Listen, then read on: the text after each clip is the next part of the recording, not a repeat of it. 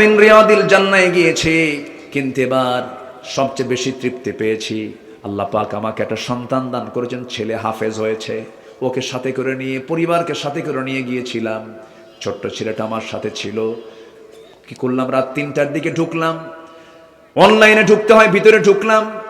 Serial হয়ে ঢুকতে হয় ভিতরে, যেখানে রাসূল বলেছেন রাউদাতুম মিন রিয়াদিল জান্নাহ মা বাইনা বাইতি ওয়া মিম্বারি রাউদাতুম মিন রিয়াদিল জান্নাহ। আমার ঘর ওই যার মিম্বার, আমার মিম্বার এই যে আমার ঘর, এই মাঝখানের অংশটুকু জান্নাতের টুকরা। জোরে কোন সুবহানাল্লাহ। আমি সেই জায়গাটায় ঢুকবো, আমি পিছনে বসে আছি। হঠাৎ করে কিশোরগঞ্জের কিছু লোক, আমার দেশের কিশোরগঞ্জের প্রবাসী ভাইরা আমাকে চিনে ফেললো। বলল, হুজুর আপনার ওয়াজ শুনি। বললাম, এখানে ডিউটি করেন নাকি? হ্যাঁ। বেশি সময় থাকবো, কেমন একটু বুঝে দেন তো। বলতেছে, হুজুর এখানে বসেন, ব্যবস্থা করতেছি। আমার দেশের মানুষ তো খুব তেল মারতে পারে, বসায় রাখছে। বসায় রেখে আপনার ওখানকার যে প্রশাসনিক কর্মকর্তা, তারে যায় আমার ব্যাপারে এমন বক্তব্য দিছে, কর্মকর্তা গলে গেছে। বলছে যে আমার দেশের অনেক বড় মাপের একজন আলেম আসছে, কিন্তু আমি তো জানি আমি কি মাপের আলেম। আমি ভাঙ্গাচোরা মানুষ, এলেম নাই, এলেম শূন্য, এলেম কালাম তেমন কিছু নেই। মানুষ ডাকে আসি, কথা বলি, তেমন বলা বলছে। প্রশাসনিক কর্মকর্তা দূর থেকে দৌড় মেরে এসে আমার হাতটা ধরে সালাম কালাম দিয়া সুমা টুমা খায়া, সৌদি আরব খালি সুমা খায় বুঝলেন, টেনে টুনে নিয়ে একদম প্রথম কাতারে, যেটা রাউদাতুম মিন রিয়াদিল জান্নাহ, প্রথম কাতারের প্রথম বসার জায়গাটা আমাকে দিয়ে দিয়েছে। আমি বসে পড়লাম। বসে পড়ে কেবলাম গৃহে বসে আছি। বাম পাশে আমার নবীজির কবর, জাস্ট 3 হাত 4 হাত দূরেই আমার নবীজির কবর। তিনি শুয়ে আছেন ওই জায়গায়, আমি সেখানে বসে আছি। আমাকে ইনটেক একটা জমজমের পানি, আমাকে বোতল আমাকে দেওয়া হলো, খেজুর দিল, একটু গন্ধ আগর একটা, সেখানে দেশে সে দেশে কিছু ধোঁয়া তারা ইউজ করে আতর হিসাবে, লাগায় দিল, কিছু খেজুর দিল, খেলাম, বসলাম। বসে বাম দিকে অনুভব হচ্ছে রাসূলের গন্ধ যেন আমার নাকে আসতেছে। রাসূল শুয়ে আছেন, আমি ডান দিকে তাকিয়ে আছি, আমার নবীজির মিম্বার। শুধু রাসূল ওই ঘর থেকে বের হতেন, মিম্বারে গিয়ে নামাজ পড়তেন। কতবার হেঁটেছেন, চলাফেরা করেছেন। সে জায়গায় বসে ভাবতেছি যেন আমি ১৫০০ বছর আগের সেই স্মৃতির দিকে চলে গেছি। আমি বসে বসে আল্লাহর কাছে একটা দোয়া করেছি, আল্লাহ সুদূর ৬০০০ মাইল, ৬০০০ কিলোমিটার দূর বাংলাদেশে আমার জন্ম, আর আমার প্রাণের চেয়ে প্রিয় রাসূলের জন্ম হলো মক্কা, শুয়ে আছেন মদিনা। আল্লাহ বিআইয়ারদিন তামুত, কোন জমিনে মৃত্যু হবে জানি না। আল্লাহ তোমার কাছে একটা প্রার্থনা, আমার জীবনের চাইতে প্রিয় রাসূলের শহরে মদিনায় আমার মরণটা দিবা। আমি দোয়াটা বারবার করেছি, আমার এই দোয়াটাই ছিল। সেকেন্ড দোয়া ছিল, আল্লাহ ফিলিস্তিনকে তুমি আল্লাহ জালিমদের জুলুম থেকে বাঁচাও। তার কয়েকদিন পরে যুদ্ধবিরতি চলে এসেছে, ফিলিস্তিনের যুদ্ধ আপাতত বিরতিতে আছে। আমি মদিনা থেকে যখন এয়ারপোর্টের দিকে যাচ্ছিলাম, তখন আমার বারবার মনে হচ্ছিল আমি যেন, আমার তার ছিঁড়ে যাচ্ছে, কলিজার তার যেন ছিঁড়ে যাচ্ছে, আমি কাকে রেখে যেন চলে যাচ্ছি। ইমাম মালিক রাহমাতুল্লাহ আলাইহি মদিনায় যতদিন থাকতেন খালি পায়ে হাঁটতেন। বলা হতো, খালি পায়ে গরম মাটিতে কেমন করে হাঁটো? কি যে মাটিতে রাসূল শুয়ে আছে সেই মাটিতে আমি জুতা পায়ে কেমনে হাঁটি? রাসূলকে সাহাবীরা খুব ভালোবেসেছেন। সাহাবে কেরামদের জীবনের সবচাইতে বড় অর্জন হলো, তাদের এত দাম, এত বেশি সম্মানের মূল একটাই কারণ, সেটা হলো, আমি যতটুকু গবেষণা করেছি, তারা সত্যি রাসূলকে জীবনের চাইতে বেশি ভালোবেসেছে। সম্মানিত ভাইয়েরা, সে রাসূল আমাকে কত বেশি ভালোবেসেছেন দেখেন, একটু বলি। রাসূল মারা যাচ্ছেন, সাইয়েদনা আবু বকর সিদ্দিক রাদিয়াল্লাহু তাআলা আনহু নামাজে দাঁড়িয়েছেন। আমার নবীজি বললেন, আয়েশা রে, নামাজ তো শুরু হয়ে গেল, সাহাবীদের মধ্যে কান্না থামে না, আমাকে নিয়ে যাও, আমাকে একটু দেখিয়ে দাও আমার সাহাবীদের নামাজটা কেমন তারা পড়ছে। সিরাতের গ্রন্থে আসছে, আমার নবী আম্মা জান আয়েশার ঘাড়ে হাত দিয়া ভর দিয়ে খোঁড়ায়া খোঁড়ায়া জানালার কাছে গিয়ে উকি মেরে তিনি নামাজটার দৃশ্য দেখছিলেন। এমন সময় আমার নবীজির চোখের কোনা বেয়ে বেয়ে টপ টপ করে কান্নার পানি পড়ছে। সেই কান্নার পানিগুলো, চোখের পানিগুলো আলতো করে আম্মা জান আয়েশা মুছে মুছে দিচ্ছেন, আর বলছেন, ইয়া রাসূলুল্লাহ আপনি কাঁদেন কেন? আপনার সাহাবীরা তো নামাজ পড়ে। আমার নবীজি বলছেন, আয়েশা তুমি যে আমার চোখের পানি দেখতে পেতেছো, এই চোখের পানিটা আমার কষ্টের নয়, দুঃখের নয়, যন্ত্রণার নয়, এই চোখের পানিটা আমার চরম আনন্দের। কারণ তুমি কি জানো আয়েশা, এই নামাজ কায়েমের জন্য তায়েফের ময়দানে আমাকে রক্ত ঝরাতে হয়েছে। এই যে দাগ, এই যে দাগ, এই যে দাগ, এই যে দাগ, চোখা চোখা পাথর মেরে মেরে আমাকে রক্তাক্ত করে দিয়েছিল তায়েফে। ও আমার আয়েশা, এই নামাজ কায়েমের জন্যই ওহদের ময়দানে যুদ্ধ করতে গিয়ে এই যে সুন্দর সামনের দুটো দাঁত আমি হারিয়ে ফেলেছি। এই নামাজ কায়েমের সংগ্রাম করতে গিয়ে, ওই যে খন্দকের পরীক্ষা খনন করতে গিয়ে ওই যে কোমরটা কুঁজো হয়ে গেছে আয়েশা, কোমর সোজা করে দাঁড়াতে পারি না আজ পর্যন্ত, মৃত্যুর সময় পর্যন্ত কোমরটা কুঁজো হয়ে আছে। এই যে আমার কোমর হারিয়েছি, দাঁত হারিয়েছি, আমার রক্ত ঝরেছে, দেশ ছাড়িয়েছি, মক্কা থেকে মদিনায় চলে এসেছি যে নামাজ কায়েমের জন্য, সেই নামাজ আজকে রাষ্ট্রীয় পর্যায়ে কায়েম হয়েছে। এই চরম আনন্দই আমার চোখ থেকে পানি বের করতে বাধ্য করেছে। আমার নবীজি চোখের পানি ফেলতে ফেলতে শেষ সময় বলছে, আয়েশা আমি বুঝি আর বাঁচব না, আমি বুঝি দুনিয়া থেকে বিদায় নিয়ে নেব। কুল্লু নাফসিন যায়িকাতুল মাউত, আমি তো মরে যাব, আমি দুনিয়া থেকে বিদায় হয়ে যাব। আয়েশা, মালাকুল মউত দরজার কাছাকাছি চলে আসছে, সে আমার জান কবজ করে ফেলবে। আমার কলিজার টুকরা, আদরের দুলালি আমার ফাতিমাটা কই, ফাতিমাকে ডেকে আনো। ফাতিমার কথা বলতেই দরজা খুলে সামনে হাজির। রাসূল বলছে, ফাতিমা কান্দিস না, আমার দিকে আয় রে। কানের মধ্যে মুখ ঢুকায় দিলেন, সন্তানের কানের মধ্যে মুখ ঢুকায় দিয়ে বলছে, কানে কানে ফিস ফিস করে বলছে, ফাতিমা কান্দিস না, তুই আমার কাছে ছিলি, আমি মরবো, তুই আমার পরপরই মরে যাবি, কবরের জিন্দেগিতে আমার একসঙ্গে দেখা হবে, কাঁদিস না ফাতিমা। কান্না থেমে গেছে, হাসতেছেন তিনি। আমার আব্বা আমাকে সাথে নিয়ে যাবেন, আমিও মরে যাব, আমার নবীজির ইন্তেকাল হবে। এমন সময় ফাতিমা রাদিয়াল্লাহু তাআলা বাইরে বের হওয়া মাত্রই দরজা খুলতেনি দরজা বন্ধ করে দিলেন। রাসূল বলছেন, ফাতিমা দরজা বন্ধ করো কেন? তিনি বলছেন, আব্বা বাইরে যেন কে যেন দাঁড়ায় আছে, আসমান জমিন বরাবর তার চেহারা। রাসূল বলছেন, ফাতিমারে যার ভয়ে দরজা লাগাও, সেটা দুনিয়ার কেউ না, মালাকুল মউত হাজির হয়ে গেছে, আমার জান কবজ হয়ে যাবে, আমার জান কবজ করতে সে চায়। দরজা খুলো, কারণ তার আসার জন্য দরজাও লাগে না, জানালাও লাগে না। যখন তার সময় হয়ে যাবে সেই সময় হাজির হবে। লা তাখিরুনা সাআতান ওয়া লা ইস্তাকদিমুন। আমার বন্ধুগণ, সঙ্গে সঙ্গে আমার নবীজি বললেন, ফাতিমা তোমাকে বিদায় জানালাম, এবার মালাকুল মউত নবীর সামনাসামনি চলে আসবে। অনুমতি নিচ্ছেন, ইয়া রাসূলুল্লাহ আপনার জান কবজ করতে এসেছি। রাসূল বললেন, অনুমতি যদি আল্লাহর হয়ে থাকে কোনো সমস্যা নেই, জান কবজ করো। বলছে, হুজুর বেয়াদবি হলে মাফ করবেন, অত্যন্ত আসান করে আপনার জানটা কবজ করব। পাশে বসলেন, অপারেশনের দায়িত্ব যার, তার তো অপারেশন করতেই হবে, তার তো দায়িত্ব এটা অপারেশন, তাছাড়া যদি সাকসেস না হয় মৃত্যু হবে না।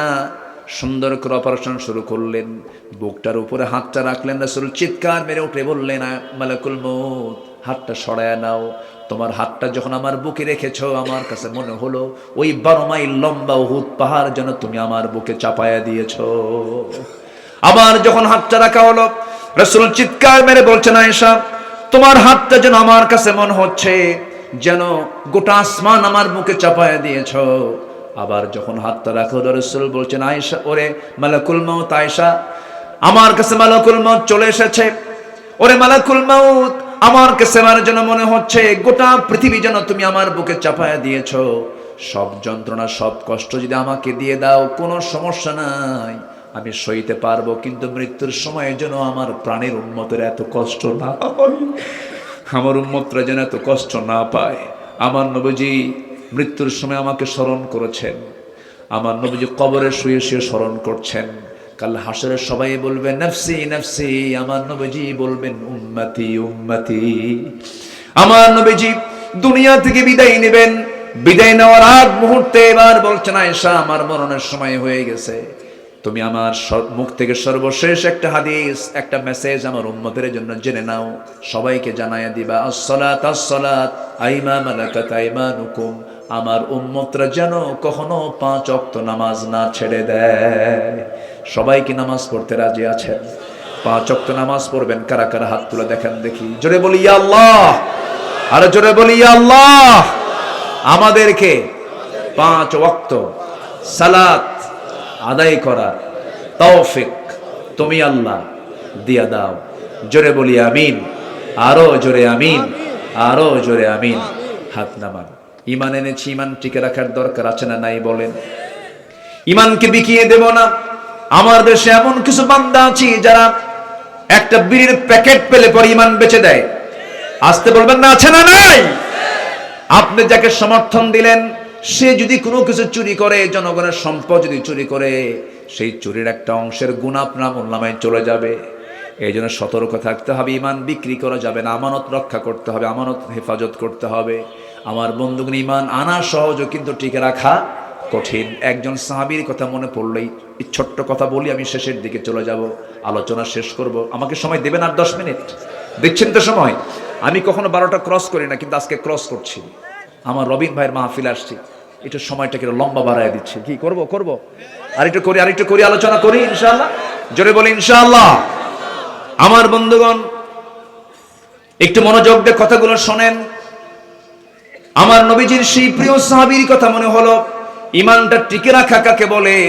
ইমান তো আনা যায়, কিন্তু ইমান টিকে রাখা সহজ নয়। নবীর হাতে বায়াত রেখে নবীজির চেহারা দেখে কালিমা পড়েও খ্রিস্টান হয়ে মারা গেছে, এমন নজির আছে না নাই? আছে। কিন্তু আমার বন্ধুগণ, ইমানটা টিকে রাখাই সবচাইতে বড় চ্যালেঞ্জ। একজন সাহাবীর বাড়ি হলো মক্কা মদিনার ঠিক মাঝখান বরাবর। বাপ জন্মের আগেই মারা গেছে, চাচার কাছে মানুষ হয়েছেন, যৌবন পেয়েছেন, বয়স হয়ে গেছে, টকবগে যুবক। নবীর দাওয়াত পেলেন, কালিমা পড়ে মুসলমান হয়ে গেলেন। চাচার কানে সংবাদ গেল। চাচা বলল, ভাতিজা শুনলাম কালিমা পড়েছ, দিন গ্রহণ করেছে, বাপ দাদা ছাড়ছ।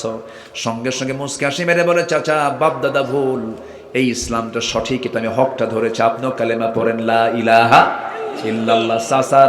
চাচার রাগ দেখে কে খেপে গিয়ে রেগে গিয়ে থাপ্পড় মেরে জমিনে ফেলে দিয়ে বলছে, কওমের সব লোক ডেকে আজকে তোকে মেরেই ফেলবো। মেরে ফেলেন। চাচা তুই কি জানিস, সব সম্পত্তি আমরা জবরদখল করে নেব, তোকে ন্যাংটা বানায় ছেড়ে দেব, ন্যাংটা করে ছেড়ে দেব। সঙ্গে সঙ্গে ভাতিজা বলছে, ওই সাহাবী আব্দুল্লাহ বলছেন, চাচা আপনি আমাকে যদি গোটা দুনিয়ার সব সম্পদ আমার হাতে তুলে দেন, বিনিময়ে আমি ইমানটা কখনো ছাড়তে পারবো না। মেরে মেরে রক্তাক্ত করে দিয়ে শেষ পর্যন্ত উলঙ্গ করে লুঙ্গিটা পর্যন্ত খুলে নিয়ে তাকে বের করে দেওয়া হলো। রক্তাক্ত উলঙ্গ দেহ নিয়ে মার দরজার কাছে গিয়ে দরজায় নক করছে। মা দরজা খুললেন, সঙ্গে সঙ্গে বলছেন, মা আমার দিকে তাকাইও না, কালিমা পড়েছি, আমাকে মেরে মেরে আমার চাচা রক্তাক্ত করে উলঙ্গ করে ঘর থেকে বের করে দিয়েছে। মা দেখো তো ঘরের মধ্যে কোনো কিছু আছে নাকি, কাপড় চোপড় একটা দাও। এক খণ্ড কাপড় দেওয়া হলো, কোনো মতো সতরটা ঢাকলেন। এবার বলছেন, মা পৃথিবীর কোনো দরবার ভালো লাগে না, আমার ভালো লাগে হলো নবীর দরবার। মা তোমাকে ভালোবাসি, কিন্তু নবীর চাইতে বেশি ভালোবাসি না। নবীর দরবারের দিকে রওনা করলাম। প্রচন্ড শীতকাল, সেই সময় ঠান্ডার ভিতরে তিনি রওনা দিয়েছেন পায়ে হেঁটে হেঁটে। সেই মাঝখান থেকে মদিনা পর্যন্ত চলে গেলেন। নবীর দরজার কাছে গিয়ে পৌঁছে গেলেন। দরজায় গিয়ে নক করলেন, করাঘাত করলেন, দরজা খুলে গেল। আমার নবীজি খোলা মাত্র দেখতে পেলেন টকবকে সুন্দর যুবক, কিন্তু থরথর করে কাঁপতেছে ঠান্ডায়। আমার নবীজি কিচ্ছু না বলে ভিতরে ঢুকে সুন্দর পছন্দের, নিজের পছন্দের সুন্দর দুটো জুব্বা, সবচেয়ে উত্তম সুন্দর জুব্বাটা হাতে নিয়ে বললেন, যুবক আব্দুল্লাহ জুব্বা আগে পড়ো। কাপড়টা পরায় দিলেন। সমস্ত ঘটনা শুনলেন। এরপরে বলছেন, আব্দুল্লাহ চিন্তা করো কেন, তোমার চাচা তোমাকে উলঙ্গ করে বস্ত্রহীন করে ঘর থেকে বের করে দিয়েছে, আর বিশ্বনবী তোমাকে তার পছন্দের জুব্বা দিয়ে তোমাকে ঢেকে দিয়েছে। কোনো চিন্তা নাই, তুমি কি চাও বলো, যা চাইবে আমি আল্লাহর কাছ থেকে চেয়ে নেব। কিন্তু আব্দুল্লাহ দুনিয়ার কিছু চাইলেন না। তিনি বললেন, ইয়া রাসূলুল্লাহ আপনি আমার জন্য দোয়া করুন, আল্লাহ যেন আমাকে মৃত্যুর রাজপথ শহীদি মৌত যেন আল্লাহ পাক আমাকে দান করেন। এই দোয়া চাওয়ার সঙ্গে সঙ্গে আমার নবী হাত তুলে কেঁদে কেঁদে বলছেন, আল্লাহ আমার আব্দুল্লাহর জান মালকে তুমি কাফের বেঈমানদের জন্য হারাম করে দাও। সাহাবীর মন খারাপ। রাসূল বলেন, সাহাবী তুমি মন খারাপ করলে কেন? হুজুর আপনি এই দোয়া করলেন কেন? কাফের মুশরিকরা যদি আমাকে নাই মারতে পারে, আমি শহীদ হব কেমনে? রাসূল বলছেন, আব্দুল্লাহ চিন্তা করো না, শাহাদাতের তামান্না যদি হৃদয়ে লালন হয়ে থাকে, ওয়া ইম্মা তাআলা ফিরাশিহি, তোমার মন যদি বিছানায় হয়, আল্লাহ রাব্বুল আলামিন তোমাকে শহীদের দরজা দিয়ে দিবে। কোনো চিন্তা নাই। জোরে কোন আল্লাহু আকবার। আমার নবীজি বলেন, এই যে আব্দুল্লাহ কোরআনটা হাতে নাও, যাও আসহাবের সুফায় চলে যাও, কোরআন তেলাওয়াত করো। সব সাহাবীর মাঝে আব্দুল্লাহ এত জোরে জোরে কোরআন পড়ছিলেন, সাহাবীরা বিরক্ত হয়ে নবীর কাছে এসে বলছেন, হুজুর নতুন সাহাবীর একটা আগমন হয়েছে, খুব জোরে জোরে কোরআন পড়ে, আস্তে পড়লে ভালো হয়। রাসূল বলছেন, কোন সাহাবীর বিরুদ্ধে তোমরা রিপোর্ট করছো? হুজুর আব্দুল্লাহ। রাসূল বলছেন, খবরদার আব্দুল্লাহর তেলাওয়াতে বাধা দিও না, কারণ আব্দুল্লাহ দুনিয়া বিক্রি করে ইমানটা টিকিয়ে রেখেছে। জোরে বলুন সুবহানাল্লাহ। আমার নবীজি খুব এক্সট্রা টেক কেয়ার করতেন, খুব তাকে পছন্দ করতেন। মাঝে মাঝে বলতেন তোমরা আব্দুল্লাহকে কষ্ট দিবা না, আমার আব্দুল্লাহ খুব কাছের সাহাবী। যুদ্ধের একদিন ডাক চলে এলো, রাসূল বলেন আব্দুল্লাহ যুদ্ধে যাবে নাকি? হুজুর আমি তো খাড়া আছি, এক পায়ে যাব যুদ্ধে। চলো যাই যুদ্ধে। যুদ্ধ শেষ হলো, রাসূল ফিরে আসতেছেন মদিনার পথে। আব্দুল্লাহর ব্যাপারে আমার রাসূলকে নিয়োগ করা হলো, হুজুর আব্দুল্লাহ খুব অসুস্থ। রাসূল শোকাহত হলেন, বলেন ভালো করে নার্সিং করো, সেবা করো। এক পর্যায়ে 3 দিন পর বলা হলো হুজুর আব্দুল্লাহর বেচানায় মারা গেছে। নবীজির চক্ষু দিয়ে টপ টপ করে পানি পড়া শুরু হলো। রাসূল কাঁদলেন, কেঁদে কেঁদে বলছেন সাহাবীরা আমার কলিজার টুকরা আব্দুল্লাহর জানাজার আয়োজন করো, কাফনের কাপড় পরায়া দাও। আব্দুল্লাহর জানাজা আজকে কেউ পড়াবে না, আব্দুল্লাহর জানাজার দায়িত্ব রাসূল নিজের কাঁধে উঠায়া নিল। জানাজা শেষ হয়ে গেল। রাসূল বলছেন ও আমার সাহাবীরা, আমার আব্দুল্লাহর কবরটা কোথায় খনন করেছে? হুজুর দুই পাহাড়ের ঠিক মাঝখান বড় বড় চিপায় আমরা কবরটা খনন করেছি। রাসূল বলছেন আমাকে নিয়ে যাও। আমার নবীজি কবরের সামনে গিয়ে দাঁড়ালেন, আবেগ আপ্লুত হয়ে বলছেন সাহাবীরা আজকে আব্দুল্লাহর কবরে আমি কাউকে নামতে দেব না, আমি রাসূল নিজে তার কবরে নেমে যাব। আমার নবীজি যখন এই কথা বললেন, সঙ্গে সঙ্গে সাহাবীরা সব পিনপতন নীরব হয়ে গেলেন। নবীজি নিজেই তার কবরে নামলেন, কোমরে গামছা বেঁধে কবরে নেমে এবার বলছেন আবু বকর আমার ডানে নামো, ওমর আমার বামে নামো। এবার আমার নবীজি দুটো হাত আগায় দিয়ে বলছে কলিজার টুকরা আব্দুল্লাহকে আমার হাতে তুলে দাও, আমার আব্দুল্লাহকে আমার হাতে তুলে দাও। যখন তুলে দেওয়া হলো, আমার নবীজি বলছেন আবু বকর মাথা ধরো, ওমর পা ধরো। 3 জন মিলে কবরে শোয়া দিলেন। কি মানুষ, কি ভাগ্য! আমার নবীজি আব্দুল্লাহর বুকে হাত রেখে আকাশের দিকে তাকায় বলছে আকাশের মালিক আল্লাহ, এই মুহূর্ত পর্যন্ত কোনদিন আমার আব্দুল্লাহ আমার সঙ্গে বেয়াদবি করে নাই, আমি আব্দুল্লাহর উপরে সন্তুষ্ট আছি, তুমি আল্লাহ আব্দুল্লাহকে মাফ করে দিও। এই দোয়া করার সঙ্গে সঙ্গে পাশে দাঁড়িয়ে থেকে এমন একজন সাহাবী, যে সাহাবী সমুদ্র অতিক্রম করেছেন 10,000 সৈন্য নিয়ে, সমুদ্রের পার থেকে ওপারে তিনি পাড়ি জমিয়েছেন। ঘোড়া দাবড়া দিয়া রণতরী ছিল না, একটা ঘোড়ার খুর পর্যন্ত পানি স্পর্শ করে নাই। সেই সাদ বিন আবি ওয়াক্কাস এত একজন দামি সাহাবী পাশে হতাশ হয়ে দাঁড়িয়ে দাঁড়িয়ে বলছেন আল্লাহ আজকে আমি যদি জীবিত সাদ না হয়ে যদি ওই কবরের বাসিন্দা হতে পারতাম, জীবনটা বড় ভাগ্যবান হতো, আমি ভাগ্যবান হয়ে যেতাম। কারণ যে কবরবাসীকে দাফন করার জন্য বিশ্বের সেরা সেরা 3 জন মানুষ তার কবরে নেমে যায়। যেরকম সুবহানাল্লাহ। আমার বন্ধুগণ, এই জন্য বলি সফল হওয়ার জন্য 1 নম্বর শর্ত হলো আমরা ঈমান আনবো, নেক আমল সহ। জোরে বলি ইনশাআল্লাহ। ঈমানটাকে টিকে রাখবো, জোরে বলি ইনশাআল্লাহ। নাম্বার 2 হলো পরিশুদ্ধিতা, কদ আফলাহা মান তাযাক্কা। নাম্বার 3 হলো সত্যবাদিতা। নাম্বার 4 হলো তাকওয়া অর্জন, ওয়ায়াত্তাকি ফাউলাইকা হুমুল ফাইজুন।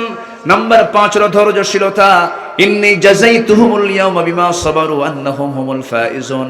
নাম্বার 6 হলো আল্লাহর রাসূলের আনুগত্য করা, ওমাই ইউতিইল্লাহু ওয়া রাসূলাহু ফাকাদ ফাযা ফাওজান আযীমা। নাম্বার 7 হলো সৎ কাজের আদেশ দেওয়া, সৎ কাজের বাধা দেওয়া, ওয়া উলাইকা হুমুল মুফলিহুন, সূরা আলে ইমরান 104। নাম্বার 8 হলো তওবা করা, তুবু ইলাল্লাহি জামিআন আইয়ুহাল মুমিনুনা লাআল্লাকুম তুফলিহুন। নাম্বার 9 হলো প্রকৃত মুমিন হওয়া, 7টা গুণ উপস্থিত করে যে বান্দা মুমিন হবে, কদ আফলাহাল মুমিনুন উলাইকা হুমুল ওয়ারিসুনা আল্লাযীনা ইয়ারিসুনাল ফিরদাউস হুম ফিহা খালিদুন। 7টা গুণ অর্জন করবে, জান্নাতুল ফিরদাউসের ওয়ারিস হয়ে যাবে। জোরে বলুন সুবহানাল্লাহ। আল্লাহ কবুল করুন, জোরে বলি আমিন, আরো জোরে আমিন। সম্মানিত ভাইয়েরা, কেউ উঠবেন না। আজকে আমাদের মাহফিলের মূল আকর্ষণ হলো দোয়া। মূল আকর্ষণ কি বলেন তো? দোয়া। দোয়া ছাড়া কেউ যাবেন? দোয়া ছাড়া যিনি যাবেন তিনি কৃপণ, বাপ মাকে মহব্বত করেন কম। আমি এটা মনে করব, সবাই দোয়ায় শামিল হব। জোরে বলি ইনশাআল্লাহ। সবাই বসেন তো, তার আগ দিয়ে